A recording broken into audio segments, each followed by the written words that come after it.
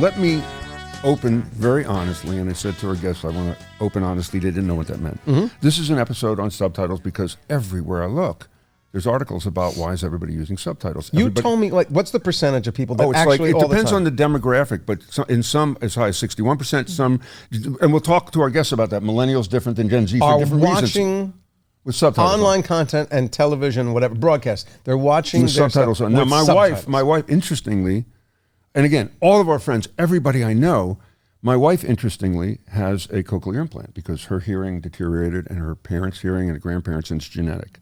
I mean, when she takes this thing out, it's nothing. And of course, she can't hear anything? She can't hear anything. Now I understand how the two I know. People say, is that intentional because you're married to Peter? Yeah. So, so the subtitles thing, and then I found out I couldn't live without it. And then when I saw the numbers and the statistics, I went nuts. So, you know what I normally do? Like with deep fakes, I find the best guy. Right. We find the best guy. People. I saw this tape that Ed Vega made, who is a Vox Video, he's in the Vox Video team, video producer, and he does cinema, etc. It was so good, and he did all the work. Yeah. And then he had on our other guest, Austin Olivia Kendrick, who's a sound editor. I figured, you know what? I'm tired of doing all the research. Yeah, he's so good. Let's just get him on, and he'll give us the. Yeah, we got you. Thank you. Austin, Olivia, Edward, come on. Edward, it's rare that I do that because I like to go to the direct source, but you were so entertaining, and you really went deep. You really got a lot of answers. And you got Austin, so I figured maybe we could even sit back. I could have lunch right now, but Welcome to Really No Really with Edward Vega and Austin Olivia Kendrick. Take it, kids. But Thank you for passing the mantle on. Appreciate it. But congratulations, you did such a thorough job, and it was fun, and you're obviously a really good researcher, director, the whole bit. So thank you guys both for coming on. Of course, thank you for having us. And from we will get technical. Thank you so much. We'll get technical. By the way, we like Austin a little more because she showed up. You know what I'm saying? I did make the effort, yeah. And so does she. By the way, she's really cool. She is very cool. She's got a tattoo on one arm of, why don't you say it? David Byrne of Talking Heads, Dancing with a Lamp, as he does when he performs This Must Be the Place, Naive Melody in their concert film Stop Making Sense. And that was what was so amazing is if I dropped trout right now, you would see the exact same tattoo on my leg. And it's like actual size. We're twins, actually, size. I have David Byrne holding a lamp on and my then leg. On your other arm, you have a wave, like a sound wave because you're a sound editor, but you did it behind your arm because you want to get away from work sometime? Sometimes you got to be able to so you don't want to see it. So you didn't put it up turn off the work break sometimes. All right. Edward, any ink? I just have this one tattoo. It's a family tattoo. Pretty much everybody in my family has it except for my mom. And, it seems to be an X over an X. It seems that way. I read that it's a Nordic symbol that means where there's a will, there's a way. That's probably BS. I see. And is Vega a Nordic name? Is that absolutely not? Right. Yeah. Okay. I don't understand tattoos, but that's a whole nother episode. I don't understand the whole thing. So let's talk about this. The statistics are out of control. And by the way, it's all over the place depending on what publication you read. But it's growing, becoming more prevalent, and it is in some demographics, 60%, and going up. So talk to us about what's going on. Yeah, what the hell's going on? Why is this happening, you guys? I mean, Edward, I will let you kind of take the lead on where do you even want to start, because the answer to this is very layered. It's not one simple, like, if we just fix this, the whole problem will go away. Right. So, Edward, where do you want to start? Yeah, that's a good question. Also, I just want to say, and this can maybe be a piece that gets cut out, I can't see Austin, so if I'm ever and she can't see you. But Edward, it's good to hear your voice. We've designed it that way, okay? Okay. All right? I'm staring at the By back the way, of you know the what? TV sound monitor. side and the editing side. Don't pick camera shots and layout. Already demanding. I'm in the DJA. I'll tell you where the cameras are and who sees who. Close your eyes. This is absolutely true. On a movie called White Palace, I did a scene, and it was so dark. There was a Czechoslovakian wonderful DP, and I said to him, Miloš, I can't see the other actor. He said, it's okay. We see him.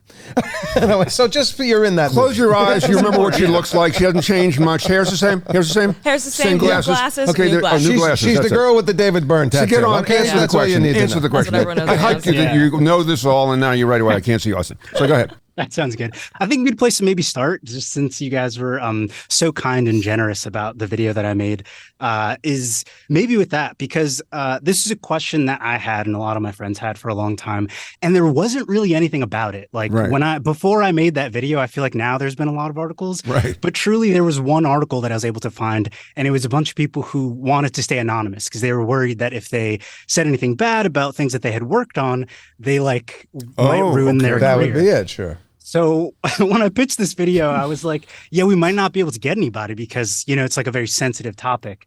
And so I was just scrolling on TikTok one day and I had watched some of Austin's other videos and a video that she made about downsampling, which is something we can get into later. It's a specific, Down mixing, yeah. Yeah, it's a specific part of this whole conversation came up and I was like, oh man, she's perfect. She's like talking on camera. So I should reach out to her.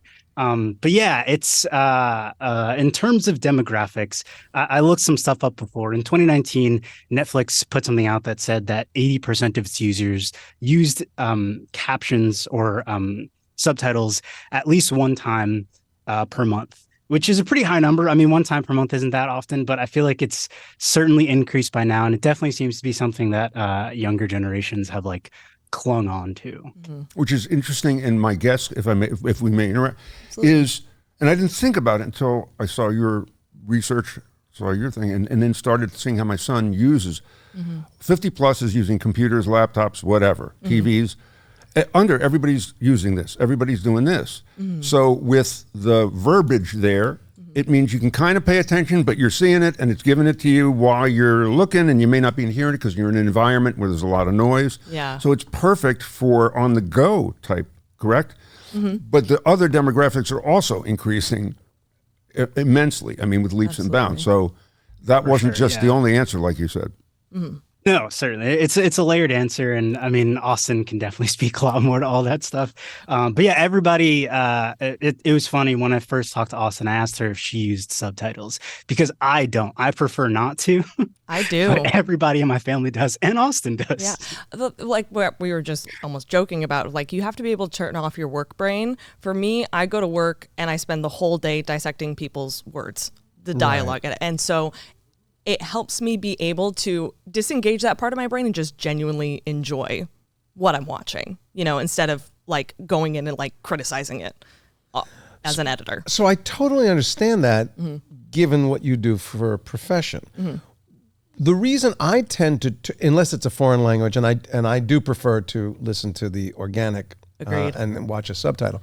But other than that situation, I don't use subtitles because maybe I'm a remedial reader, but it pulls my attention down to that bottom part of the screen, and I'm missing the visual. I'm missing the rest of the performance work. I agree. I find it so It's distracting. interesting you say that, but what I find, because I started with my wife years ago because she's hard of hearing, what I found is even with good hearing, you're missing stuff. 100%. And I'm reading going, wait a minute, I didn't know that there's comments in the background. Wait, there's that.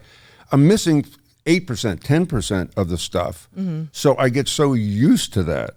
That I feel if I don't use it, I'm going to miss out on something. So I get that. I get the exact opposite. I would rather, and maybe it's because I'm an actor and I'm so performance oriented, I'd rather watch and take in what the director and the actors are creating, and go, I'll get the sound. I don't need, so I'm surprised that people who don't do what you guys do for a living and who aren't aren't checking their Twitter feed as they're watching a program. I guess I don't get it. In many things that about what is happening in culture that I don't get, but this is absolutely one of them. It feels like a diminished experience for me. Is it changed about how they're miking people, how actors are enunciating, and how much background noise that's acceptable when they're filming that they anticipate you can take out because of tech? Well, Edward, where do you want to start with that? How far back do we want to go with Give us the history. Yeah. That's a good question. Well, I will say before, one thing that we didn't get into the video that I think is kind of important is that we can use subtitles now, and it's very easy to put subtitles on now with Netflix, and it wasn't really a thing before. Like there was closed captioning, but people weren't putting that on generally. So I think part of it, because it is such a technology focused story, is that like we have the capacity to now. But yeah, in terms of I think maybe performance is a good place to start, since you guys are asking about how technology has sort of changed, because I think that's maybe the most obvious shift that you can see. Like if you watch movies from the 40s, they're obviously speaking and performing in a very different manner in which people are speaking and performing today. Right. Yeah. Back then, the only option for really miking actors was having them on a closed soundstage, mics above their head. They were planted in one spot, and they were also came much more often from a theatrical background. They knew to stand, they knew to project into the microphone. And that gives not only a cleaner capture of their performance, but also because of that I was telling Peter about this. I directed a Broadway show this summer. Nice. Now, I've appeared on Broadway many times in a mix of musicals and plays. In a musical, of course, I was always mic'd. Even back in 1981, there was live mixing going on, and any actor that sang had to be mixed to the orchestra. But never for plays. This summer, I hire my sound designer for the show, and he goes, and we're in the smallest theater on Broadway. It's 580 seats. It's a small theater. I did a play in theater that had almost 2,000 seats. I wasn't mic'd. He says, well, we'll be miking the actors. I go, miking the actors? This is a play, not and I sort of held my ground and said, no, we're not going to mic the actors. We're not going to do that. We got into tech, and I went, I can't hear them. I can't hear them. They don't want it, and they're all wonderful actors. I'm not saying they wouldn't do it. They tried, but they really didn't have that training now to put out that kind of sound and not have it appear artificial. Yeah. And he said, more importantly, the audience will hate it. The audience is no longer used to leaning into the sound.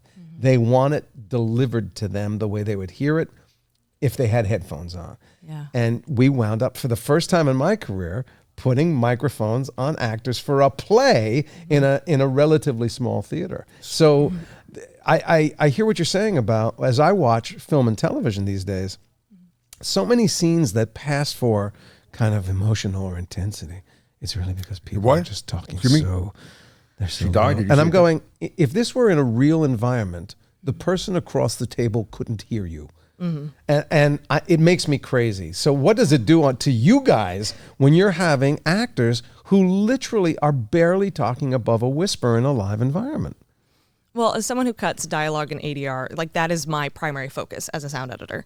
There's something so frustrating about, there's a lot that I can do. I can remove clicks, I can remove pops, I can stitch together two entirely different takes that have entirely different background noises. I can remove background noise, I can do a lot. However, if an actor does not enunciate their words, there is nothing that I can do to improve that. Even if we brought them back in to re-record for ADR, the reality is matching that sound up to the movement of their lips on the screen. If their lips are barely moving, trying to do ADR where they're suddenly over enunciating these words, it isn't going to match. Right. So that's where an area where it is very frustratingly out of my hands,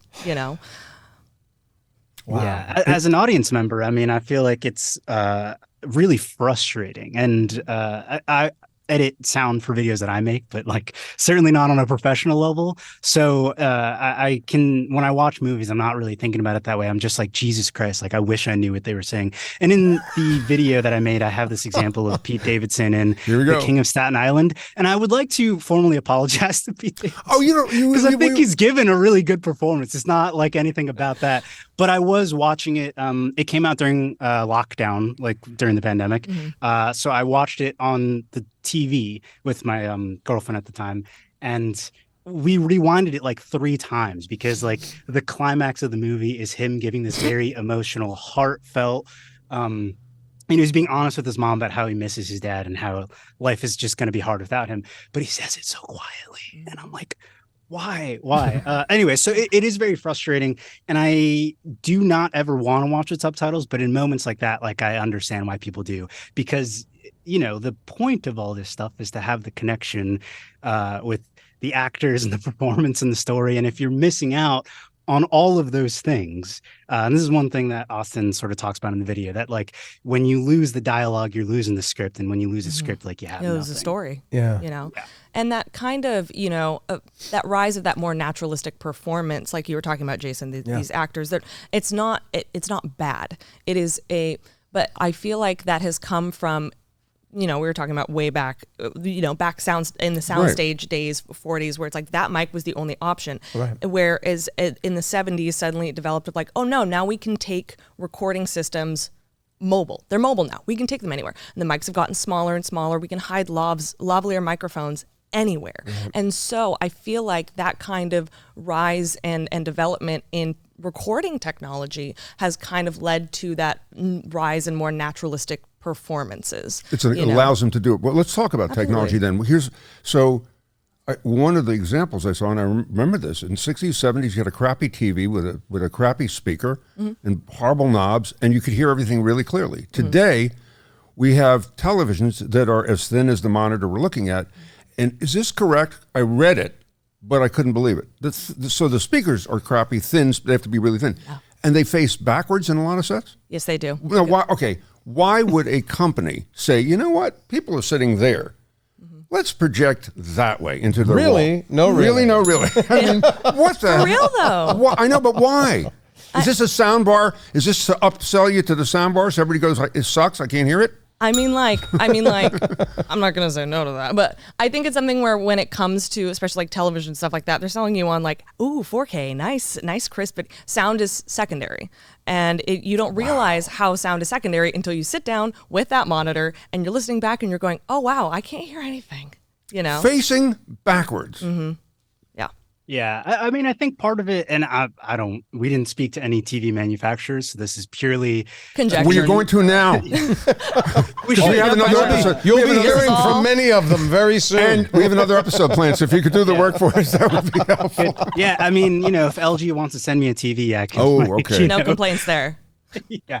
No, but I think partially, it's the bezels. They want it to be like as thin as possible and mostly be screen. And I think the other part of it, and I sort of got into this in a different video that I made about why everything is so dark now when you're watching shows, is a little bit, it's like marketing, like if in a perfect world, like every TV would be exactly the same, because the picture would look the same, the sound quality would be the same, because that's like what you're supposed to get when you're watching something. But there's a lot of difference in the market, and that's, purely because you should buy this TV because it has this and those other TVs don't have this. So I think, it's sort of like a race to see what you can do, and in that race to get the thinnest, most bezel-less TV. But do it forward, but backward? It has to be backward? I just have to protest. As a storyteller, a somewhat of a filmmaker, certainly, can everybody stop monkeying with what we do on our set? Could you leave the sound? My wife, God bless her,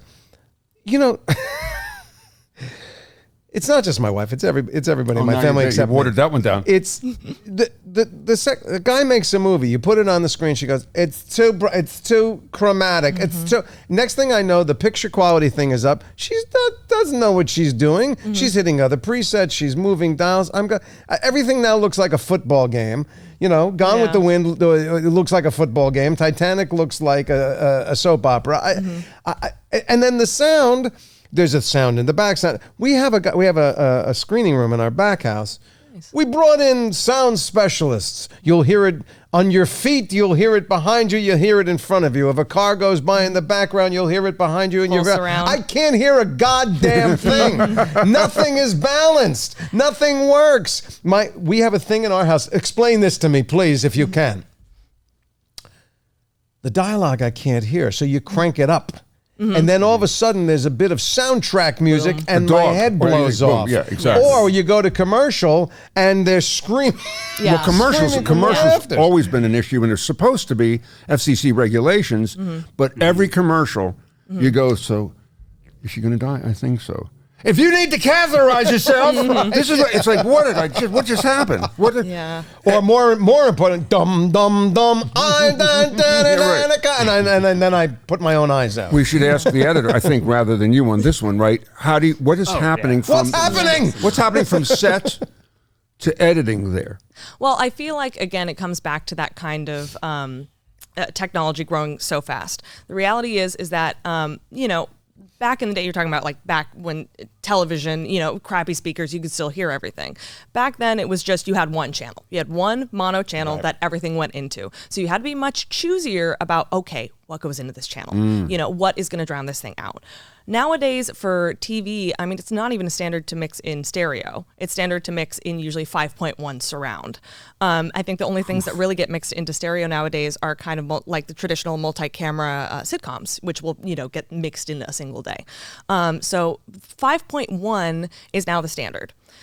Not everyone has a 5.1 setup. When you say 5.1, just for ignorant people like me, is that like sort of cinema surround sound kind of? Yeah. Okay. Yeah. Right. So 5.1 is 3 channels up front, center, one in the center, one on the left, one on the right, and one in the rear back. right, one in the rear Right, left. which is now coming out of my backward little speakers. Okay. Exactly. Okay. And then the 0.1's the subwoofer for all the low frequencies. And so that's kind of the standard now. And when it comes to mixing stuff, once I hand my edit, my clean, pretty edit of the dialogue over to be integrated with everything else, that is what they're focusing on. That is what we're paid to do. And it is a very meticulous thing. Like I will sit and I will watch mixers go over the same 5 seconds for like minutes at a time to get that balance just right. And we spend days on that. And then when it's all done and finished, when it comes time to like, okay, what about stereo mixes? What about mono mixes? They don't want to pay us for that. We aren't given that same amount of time. We aren't given them the same amount of time to go back through the episode and do a stereo mix, that type of nuance. It's just kind of, and this is where Edward brought it up kind of first, the concept of down mixing comes from, where you take the kind of highest, the format with the highest number of channels available, and you fold it down into formats with lesser channels. So if I'm to understand you correctly, 5.1 is the Rolls Royce of this. But For if you don't television. But if you don't have 5.1 on your capability, System, it comes out muddled. It comes out not as good. Correct? Is that the problem? I believe, and by the way, 5.1 is now the standard for television. The highest standard, and actually this will sometimes be used for those bigger things like the Stranger Things, Star Wars stuff, is a format called Dolby Atmos, which can have up to 128 channels going at once, which is insane to think about. That system is absolutely, when you see it in the right format, it's incredible. But then you have to spend $100 million in your bedroom to be able to hear Dolby Atmos. Yes. Instead, I'm reading subtitles because it's at the peak. But I'm like, look, when we used to mix commercials at radio stations, you used to mix it on the big speed, the JB Lansing speed, whatever it is. And then the guy took it, the crappiest little car speaker, and heard what it sounds out of that, because that's how most of the public is going to be hearing it. Yeah. So to put Atmos out to the public, that's pretty insane, correct? Yeah, and especially because when you're given that amount of almost like play space, of 128 channels, of course you're going to want to be pushing out a lot more sound. That's a lot more space for you to color in. However, when it comes time to fold down all of that sound into 5.1 channels, 2 channels, 1 channel, then things can get muddy, especially when we are taking into account the concept of dynamic range, which is something that Edward touches on upon the video in the video. Edward? Yeah, well, I mean, again, this is something that Austin can explain better because she is truly the expert when it comes to all things sound. But yeah, one thing we talk about in the video is the concept of like, if you have an explosion, you want to feel that, like you want it to be impactful. And so that has to be loud. But there is only a certain level of loud that you can reach. Like there's a ceiling for it, whereas there isn't as much of a floor for how low something can be. And so I'm sure you guys know, making a podcast, like if I were to start screaming right now, everything would clip and it'd be unusable audio. Right. And you don't want that. And again, Austin can maybe chime in. We would have Austin fix it, but go ahead.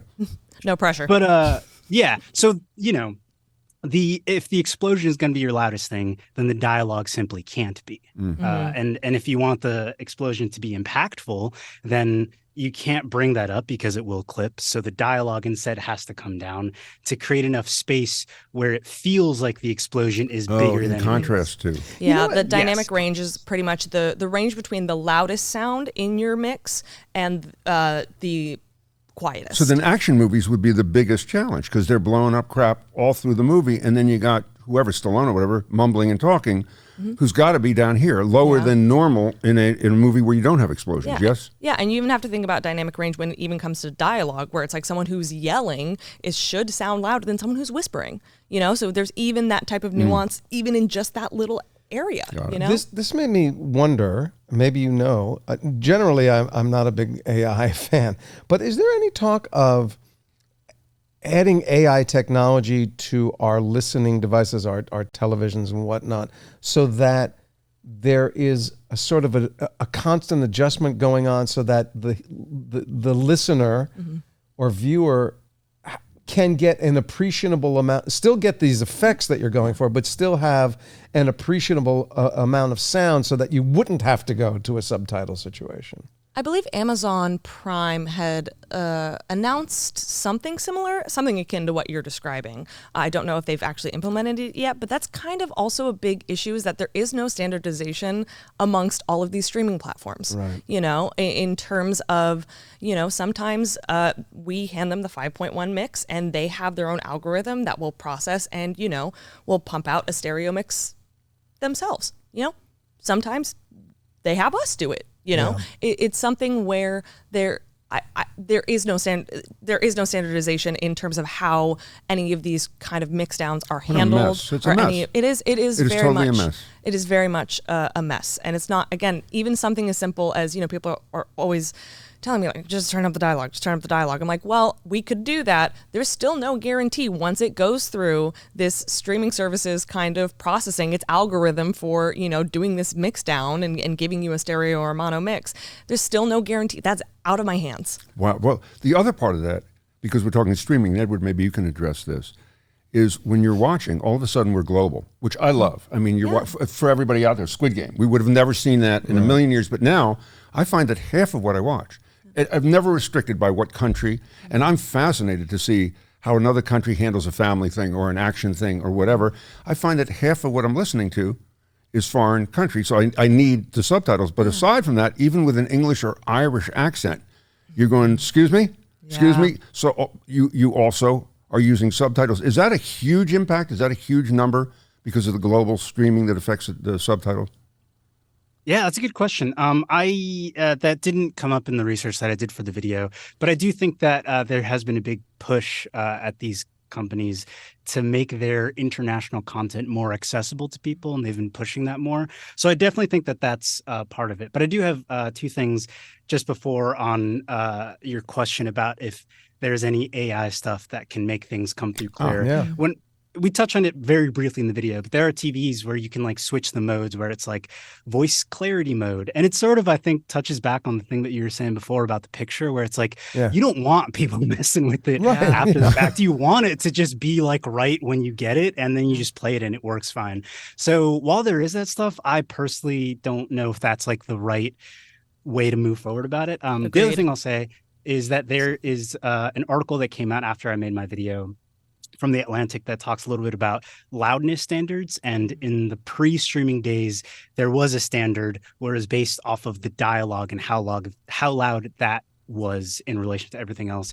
And when it transitioned into streaming, things became a lot different, where it was based off the overall loudness. So I think, based on what Austin was saying about how things get interpreted differently depending on which platform it goes on, I think that, in terms of dynamic range is another complicating factor, that, the standards that are being used aren't specific to the dialogue. It's, just the overall loudness. So it's amazing because it's still the Wild West then. As far along as we are technologically, it is the wild west at this point. But I don't even think we could implement something like, the way that George Lucas implemented THX back in the back in the 80s, which is just a certification for the playback of sound, which, he was able to widely implement and push the entire industry to adopt suddenly by pretty much holding Return of the Jedi hostage. Oh, you want the copy of Return of the Jedi.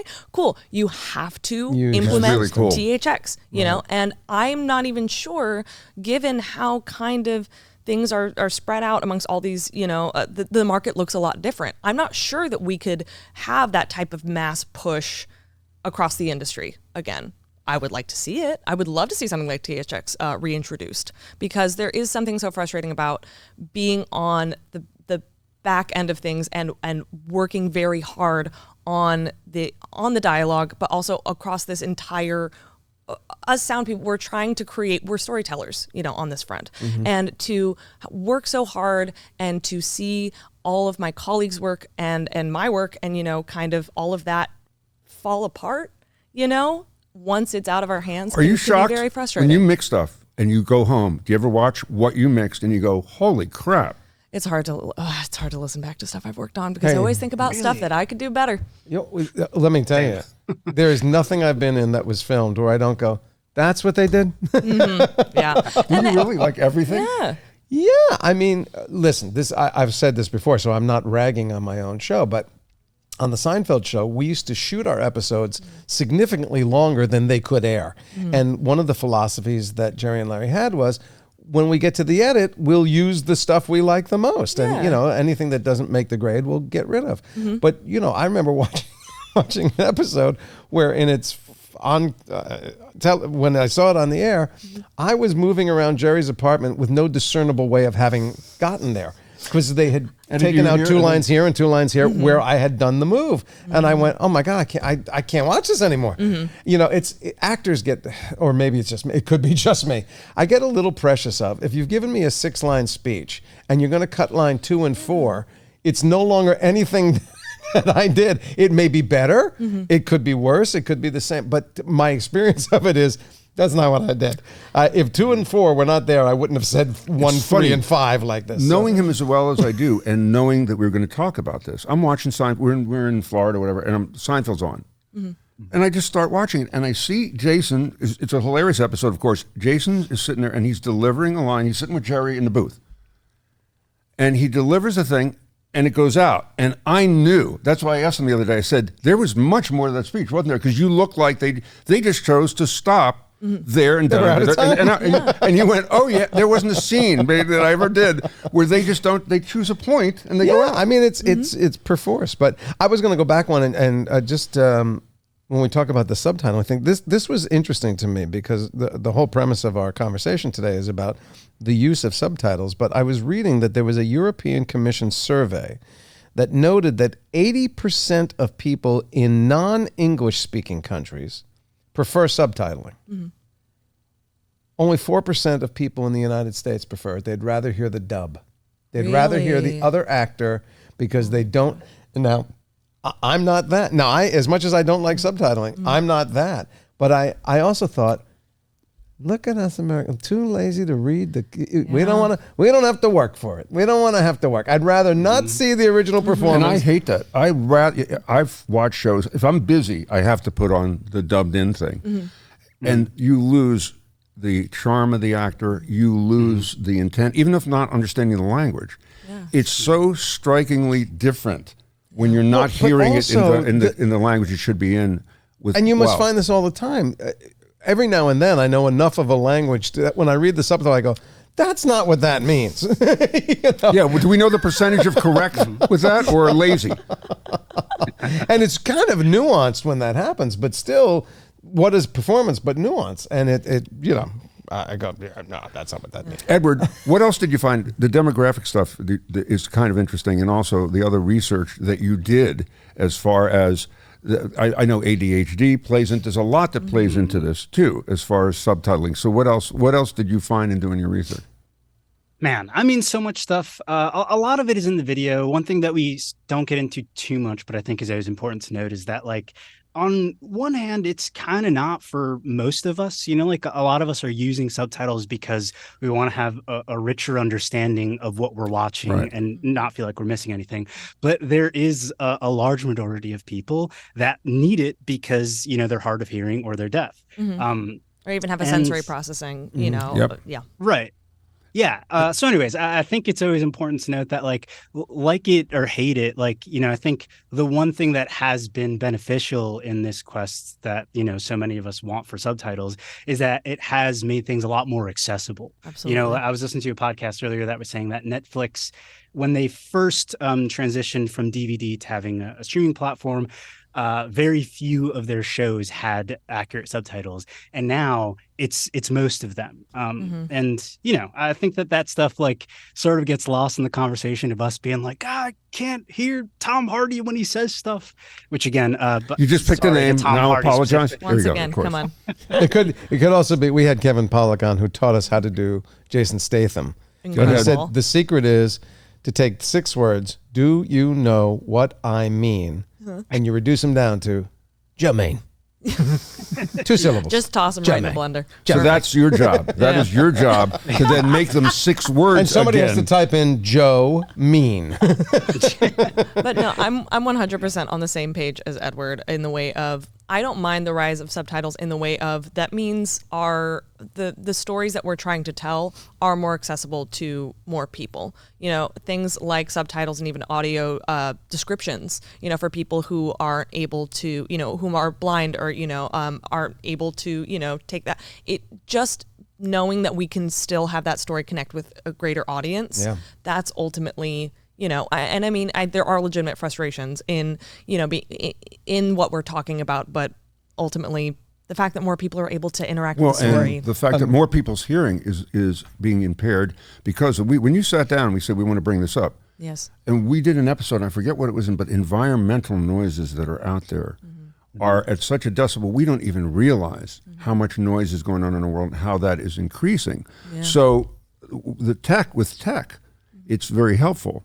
But because more and more people, even young people, are losing their hearing in a major way. Those numbers keep going up, which is also, I'm guessing, why the subtitling is increasing, because they don't even realize how subtly you're playing video games for 10 hours with headphones in. There's a concern that you're hearing. We haven't evolved to the video game thing yet. Maybe that's 200 years from now. Well, frankly, it's not even just doing what you and I are doing right now. I am hearing you at a level that if I take these out, you wouldn't be as amplified into my ears as you are right now. And the fact that I'm sitting right next to you and right across from Austin, and this notion that I need these things in my ears. Yes, they hear So just the fact that there are 62, 62 billion podcasts right now, just podcast show hosts are losing their hearing at a rapid rate. That's Rapid right. Rapid By rate. the way, you talk about the thing for the blind, the sound, the alternate soundtrack. Shameless plug. Our announcer for this show is my son Noah. Oh, nice. The bulk of his current voiceover career is audio tracks for the blind. He is the guy that you hear going, "They're walking on the beach. He takes her hand. She smiles." That's my son. I'm very proud. By the I'm way, very proud. My favorite thing is when I'm accidentally, because I got now on my TVs 8,000 buttons to control stuff. Yeah.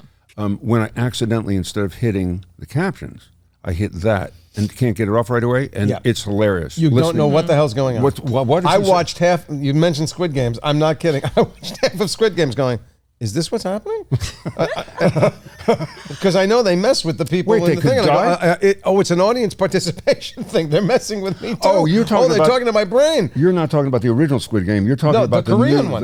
The Korean one, the one that was shot So in you Korea. watched it with the yeah. audio descriptors on accidentally. I didn't know. I didn't my know. gosh. And initially, yes, I didn't think to put the captioning on. So as it came on in English with that track on, and I went, this is a fascinating choice. Fascinating creative choice. Well, now what we learned was you now have to read my TV show. You have to read your TV shows. I can no longer multitask. But I thank you guys. Thanks for coming in. Thanks for coming on. And we promise you we will close caption and subtitle, which I don't even know. Closed captioning, I guess, tells you everything that's going on. Subtitles is just dialogue.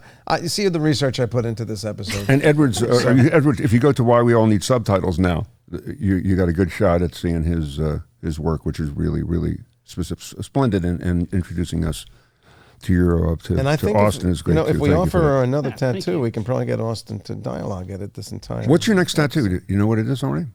Not yet. We'll get there. Can we make suggestions? Absolutely. No, well, Open maybe. to it. She's going to get a giant THX. I love that George Lucas held everybody hostage. That's the greatest thing in the world. That he said, yeah. "I'm just not." You need that kind of power to And get people to adjust. to use his kind of clout as a director to kind of push forward that quality of sound. Well, thank you for the work you do. Thanks for the work you do. You do a lot of interesting videos, man. You do a good job. Take this into your bosses so you don't get fired. And on behalf on actors everywhere, dialogue first. Forget the music. Forget the sound effects. Dialogue. Make me sound good. And I'm really, this podcast is making Sometimes me I'm a lose. little sibilant. sometimes. We got a dancer, Clean it it'll up. be Clean fine. it up. Were we good Aren't today, we by the all? way? Were we very clear for both of you? We both Yeah, you projected? guys, Thank you guys very are much. great. One thing I will say, I mean, I know we're trying to wrap this up, but I got a lot of comments after the video came out and emails, like very angry emails saying that, throughout the video, we were talking about how bad things have gotten. And at the end, I'm like, well, you have 3 options. Like, either you can go to a movie theater and experience the best possible sound you can get, just stop caring so much and just, try to enjoy the thing and not focus on the fact that you maybe missed one thing that you could piece together through context clues, or just use the subtitles. And everybody was like, man, great video, but like so weird that you became like an apologist at the end and like didn't defend all of us people who, are using subtitles. So I don't know. To your question about what the future holds, I think that subtitle usage will just increase. But I do think that like a little bit Christopher Nolan is right. And the point of, making stuff isn't so specifically that you have to, like, I think we're all completionists now because of Netflix and other streaming services. And I think it's okay if you like miss a couple things, because you can usually piece things together through context clues. How dare you? I am How dare you, shocked. Edward? How I dare am shocked that you put Complicated something things. out on social media and got pushback in any kind. That is weird, right? That is Yeah. So really strange. strange. You know what? Strange. The book title is "What You Think of Me Is None of My Business." Let it roll off your back, guys. All right? Don't take it to heart. Edward, thank you very much. Austin, thanks for coming in. Of course, we thank you for appreciate it. having us. And I hope everybody heard this entire show clearly, right?